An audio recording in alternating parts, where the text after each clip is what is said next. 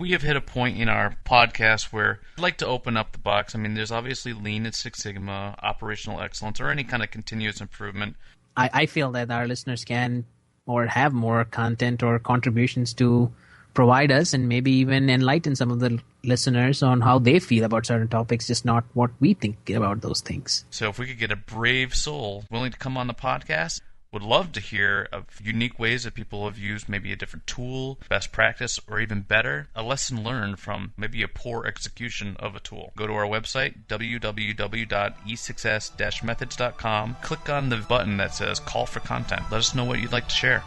Welcome to the E6S Methods podcast with Jacob and Aaron, your weekly dose of tips and tricks to achieve excellent performance in your business and career. Join us as we explore deeper into the practical worlds of Lean, Six Sigma, project management, and design thinking. In this episode, number 180, we blast to the past for a parable of our times in a retrospective on Circuit City. If you're just tuning in for the first time, find all our back episodes on our podcast table of contents at e6s-methods.com. If you like this episode, be sure to click the like link in the show notes. It's easy. Just tap our logo, click, and you're done. Tap, click, done. Here we go. Hey, Jacob, how are you? I'm good, Aaron. How's it going? Jacob, I am doing fantastic. Ooh, fancy. Copying my words. Yes. Whoa. What is this, 3 in a row or something? Well, I don't know how I'm going to release them. We can record them in any way we want. Got it. July 2007. Way back when. You're going into history. That's about the first time I met you, Aaron. Yeah, it's pretty much, I think we met in August. Maybe, yeah. 2007. Is it August or July? Wow. It's all a blend. It doesn't matter. Wow. Yeah. Anyway, so this one was in Quality Progress, actually done by the Associated Press, and it is called A Parable for Our Times. Mm-hmm. And let me just read this out. Some of these words may sound familiar. Some of the names in this article may sound familiar, like a distant memory. Okay. Circuit City recently announced it was firing some 3,400 of its most experienced sales clerks, their term, and replacing them with lower-paid staff. Too many people? No. Too highly paid. Terminations were based on specific wage rates. For example, if you made more than exactly X dollars per hour, you were terminated, effective that day. Don't forget, by the way, that whatever these folks were being paid, it was planned and approved by management. For many of the affected employees, the same manager who approved their wage rate was now firing them for being paid too much.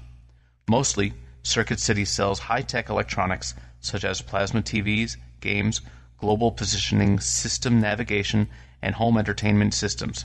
In general, fairly pricey agglomerates of inconceivably small microcircuitry. In fact, when I toured Circuit City's local box store the other day, I realized that while I'm not quite ready for the boneyard, I've got a 60-gigabyte iPod with some very current cuts on it, too. I'm geezer enough that I couldn't even tell you what some of the gizmos on display were, even after I read the tags. So given this, do you think I want to have some kid who has been there 3 months, is paid minimum wage, has never heard of Betamax, cassette tapes, or radio car phones, and who would have no idea what to do with my gorgeous Girard turntable? Do you think I want him to help me pick out a digital SLR camera or a digital camcorder? More to the point, does the CEO of Circuit City, who reportedly was paid $713,000 in salary last year with a $700,000 bonus, has $3 million in stock and $340,000 in options, and who decided to lay off these $30,000 per year folks? Does he think I'm going to risk my money and memories on his nifty cost-cutting plan? While his compensation package is fairly modest, only 40 times that of the employees, not 400 like some of the mega corporation CEOs, I would suggest that he not bet $1 of it on my deciding to buy electronics from Circuit City. Imagine if Circuit City had engaged the most knowledgeable of its employees in an effectively led program to find ways to improve the efficiency and effectiveness of their processes the employees likely understood better than most of their managers do, with I don't know how to say that. Concomitant. Do you know that word? No, I do not. But concomitant, concomitant ownership of the results of their efforts. That's what happens every day at every Toyota facility in the world. Toyota does not fire knowledge. It grows knowledge as a strategic imperative, and it harvests the fruits to the benefit of its customers, stockholders, and employees. Woohoo! So maybe we should give a little spoiler alert. What's going on with Circuit City today? They're no longer in business. That's right. And I think it was about 2008 or 2009 when they finally decided to close everything down. Yeah, it wasn't that long. Yeah. And I don't remember exactly what led to the final Bankruptcy. the final blow, but I imagine it had a lot to do with how they were managing the business. I'm sure it was. I mean, I think that was around the same time. I mean, at that point, I remember, and this was my early years in the U.S., it was always, should I go to Best Buy or should I go to Circuit City? Who has a better deal? And I'm guessing Best Buy had a better strategy, and they kicked Circuit City out of business. And that's about the time online sales also started picking up. Right. And I think all that thing just killed them. Yeah, and Best Buy is still here. And still a very large electronics box store and profitable. Yep. I don't know how much longer. I mean, it's a tough model to keep, to have brick and mortar store for anything now. But Best Buy is still doing it. They found a way to do it. Well, I know they did employ Lean and Six Sigma. I've had a couple of my friends work with them on a consulting basis on some of these things. So they did take some things seriously. But let's talk about a little bit more about this, what's going on in this parable. So laying off folks. Folks that just made too much money. It's not necessarily laying off folks, right? It's basically true cost-conscious steps where I don't need to spend so much money on my sales reps. What can I get by spending half the cost or something lower than that? And how will my business model work on that? I think that was literally the step they took because they must have figured out that something is not working right because their books are not getting balanced at the end of the day, and this was the first way they thought on how they can get to that point. On this right here is a highly flawed assumption, I think, in that they could pay, that anybody could do that job. That anybody just off the street could do just as good of a job as the person who's been doing it for a long time. Yep.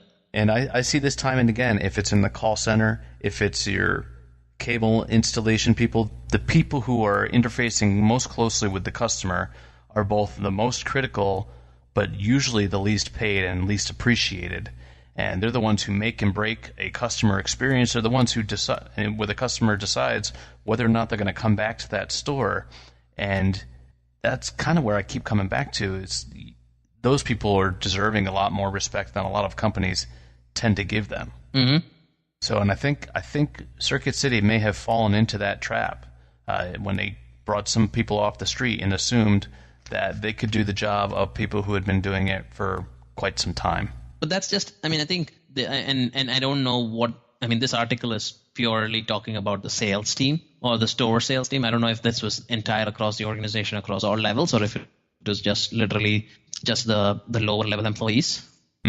But yeah, I mean, this holds true for any role, right? But it's what drives most of the activities, especially if they said anybody with this pay raise scale at this level or this grade, you're gone, which means you probably lost a whole bunch of people. Yeah, and it was basically saying that it didn't let go of management. Yeah. So what's the deal with that? Yeah. So what do you think about this idea? So you go into you're pretty electronic savvy. You go into a box store. Do you care whether it's? I mean, we're getting up there. Pretty soon, people my daughter's age. Heck, my daughter's just turned 17. She might be the kind of person who is used to sell to us and to be our electronics advisors, and she's never heard the term rewind. She doesn't know the pains that we had to go through.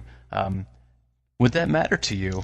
Actually, I would, to be honest, like maybe it's like, always, right? Like if my dad needed to buy something, by the time I was in some sensible age, which I will say by the time I became like 14, 15, I had a better understanding on what was going on in that space more than my dad did. So for most cases, I wouldn't necessarily care who the person is as long as he or she can give me the pros and the cons. Okay. In a sales position, right? But now that might be completely different on any other role in that organization. Because if this is for all the way from a purchasing person to all the way from how are you stocking the warehouse and how are you presenting the information or how are you laying out the design of the store, all those things, I don't know how you can maybe have a teenager do that. No. or somebody without any experience. Right. But if it's truly just the sales aspect of here's the pros and the cons, have you used this system or have you compared this across the 5 other things, and what do you have at home, or how do you find this better than the others? If somebody is good enough to explain that, I don't care if that person's experienced for 10 years doing this or if that person's just been on it for 3 to 4 years and has the knowledge for it. So, but you're talking about somebody who has technical knowledge, but when you're in the store, and this is the art of selling, is that people want to buy from somebody that they can trust as a trusted advisor, and most often that trusted advisor is somebody who is more like them and can make them feel comfortable with potentially an uncomfortable purchase. Yeah, I can see that. So in that case, they basically, if by hiring only teenagers, kind of like to the author's point here, who I don't have a name for, but to the author's point, he doesn't want to buy from a kid. He wants to buy from somebody that knows a little bit more about what it's like to be him, and he wants that salesperson to be the advocate for why he should try this next generation of gadget. You are listening to E6S Methods podcast, brought to you by E6S Industries. Join us on our website at www.e6s-methods.com. Journey through success.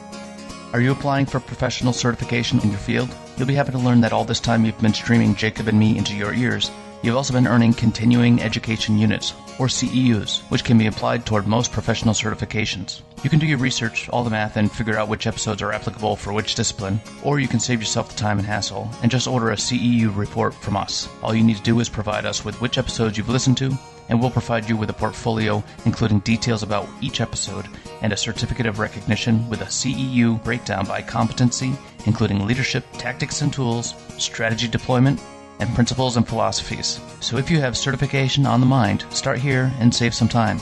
Just go to e6s-methods.com/CEU to order yours.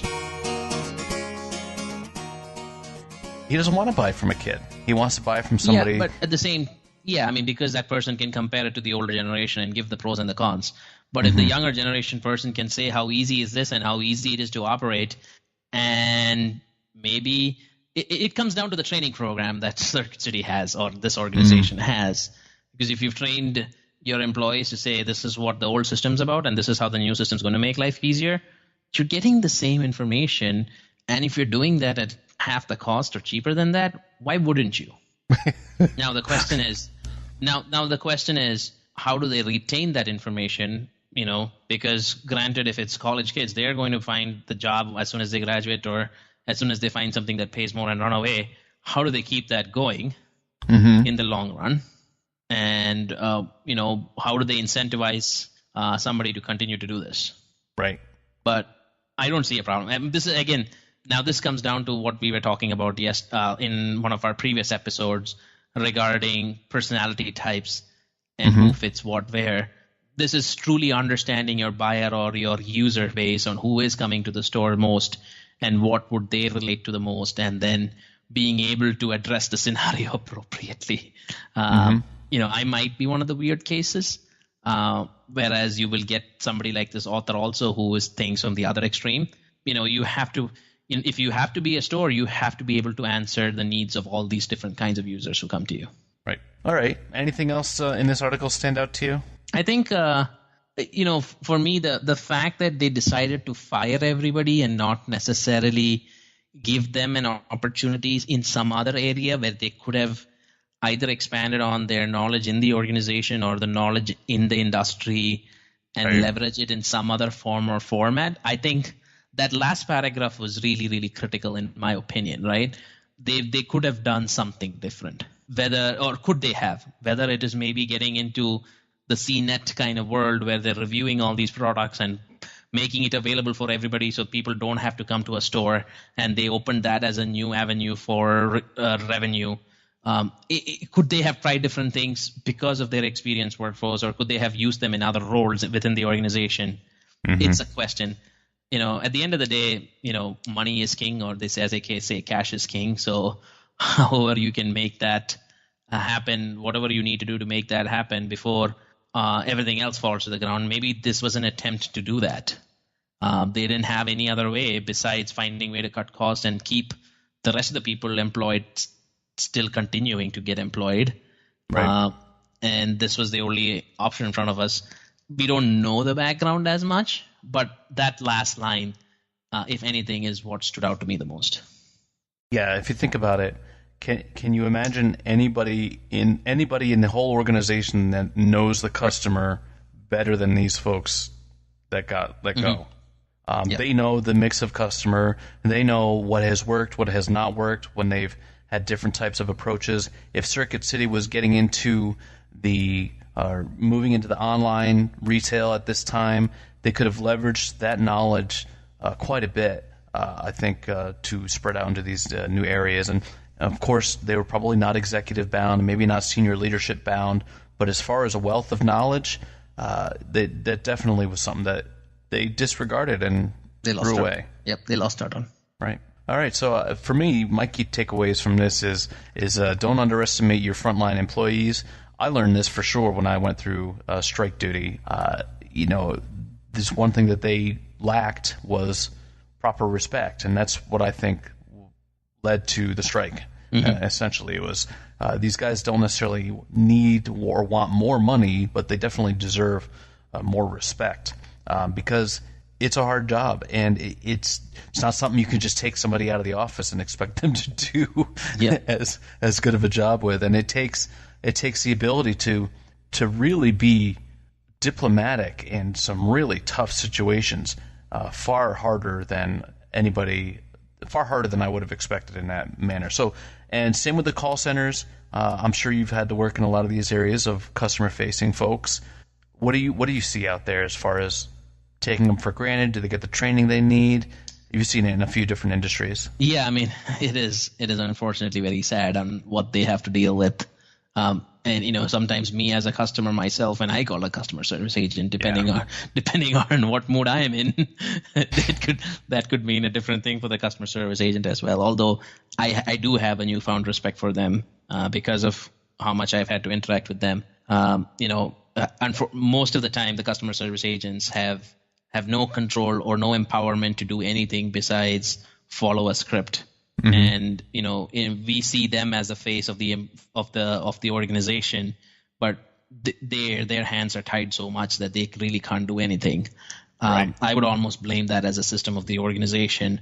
And I try to acknowledge that when I talk to the customer service agent, because my frustration is not necessarily at the agent, but it's at the process that they are following, or it's at the organization that set up that process that makes life difficult for them.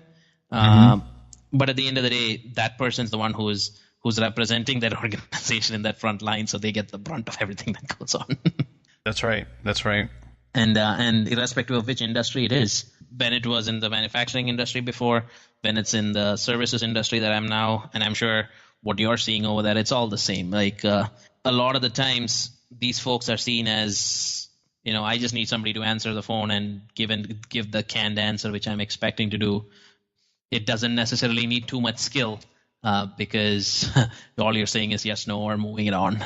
And I personally feel that their role is a lot more than that, and it can be a lot more than that. But most of my experiences have been that they are treated as commodity when some aspects of it is commoditized, but there's a lot of nuances that can really make the experience a lot better for who they're interacting with. And I don't know if that's your experience. No, that is my experience, and that's well put, because I think because it's not a skill you have to go to school for per se, but it's a highly effective interpersonal skill that these people are needing. True empathy, truly listening. These are what makes the experience good or bad. and you can't teach it, but you have to foster it, and that comes with how you're treating your employees and how you're allowing them the opportunity to truly engage with a customer in the manner that the customer wants to be engaged with. And this means not putting time limits on phone calls and not forcing them to move through a script like they're a robot, because people are calling to talk to people. They're not calling to talk to robots yet. When they want to talk to a robot, they will be. So sometimes they might not have a choice, but who knows? All right, so I think we beat this one to death. I guess it's really no secret. It's just a little bit of he called it a parable of our times, and maybe he used this as his predictor that Circuit City was on the outs. And I just found it interesting to be there, this criticism of how Circuit City was running their operations long after, that I found it long after Circuit City had gone under. Yep. All right, Jacob, anything else? No, that's it, Aaron. Appreciate it, and I hope everybody had something to take out of this one. All right, thanks a lot, Jacob. All right, bye-bye. Thanks for listening to episode 180 of the E6S Methods podcast. Don't forget to click like or dislike for this episode in the show notes.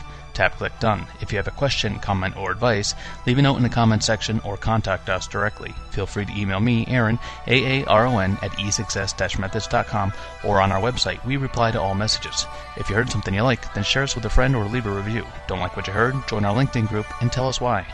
Don't forget, you can find notes and graphics for all shows and more at www.e6s-methods.com. Journey through success.